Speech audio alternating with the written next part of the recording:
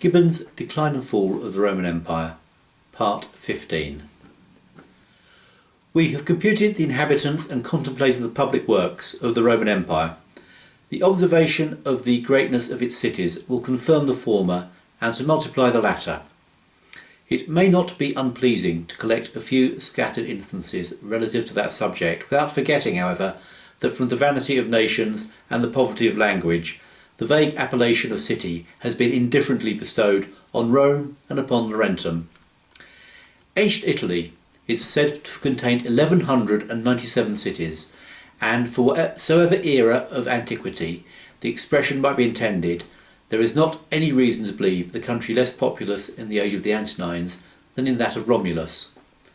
The petty states of Latium were contained within the metropolis of the empire, by whose superior influence they had been attracted.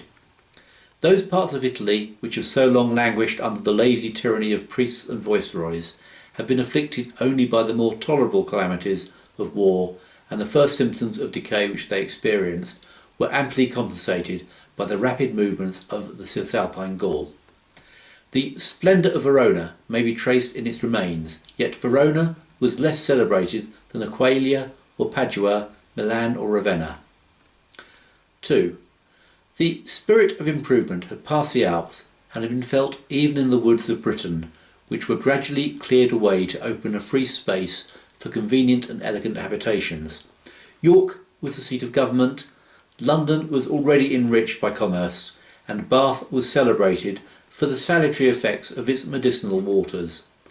Gaul could boast of her 1200 cities, and though in the northern parts many of them, without excepting Paris itself, were little more than rude and imperfect townships of a rising people, the southern provinces imitated the wealth and elegance of Italy.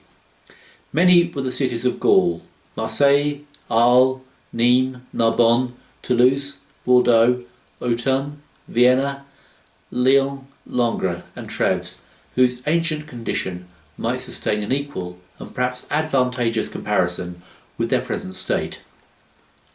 With regard to Spain, that country flourished as a province and has declined as a kingdom. Exhausted by the abuse of her strength, by America and by superstition, her pride might possibly be confounded if we required such a list of 360 cities as Pliny has exhibited under the reign of Vespasian. 3. 300 African cities had once acknowledged the authority of Carthage, nor is it likely that their numbers diminished under the administration of the emperors. Carthage itself rose with new splendour from its ashes, and that capital, as well as Capua and Corinth, soon recovered all the advantages which can be separated from independent sovereignty. 4. The provinces of the East present the contrast of Roman magnificence with Turkish barbarism. The ruins of antiquity scattered over uncultivated fields and ascribed by ignorance to the power of magic scarcely afford a shelter to the oppressed peasant or wandering Arab. Under the reign of the Caesars, the proper Asia alone contained 500 populous cities enriched with all the gifts of nature and adorned with all the refinements of art. 11 cities of Asia had once disputed the honour of dedicating a temple of Tiberius, and their respective merits were examined by the Senate. 4 of them were immediately rejected as unequal to the burden, and amongst these was Laodicea, whose splendour is still displayed in its ruins. Laodicea collected a very considerable revenue from its flocks of sheep, celebrated for the fineness of the wool, and had received a little before the contest a legacy of above £400,000 by the testament of a generous citizen. If such was the poverty of Laodicea, what must have been the wealth of those cities whose claim appeared preferable, and particularly of Pergamus, of Smyrna, and of Ephesus, who so long disputed with each other the titular primacy of Asia. The capitals of Syria and Egypt held a still superior rank in the empire.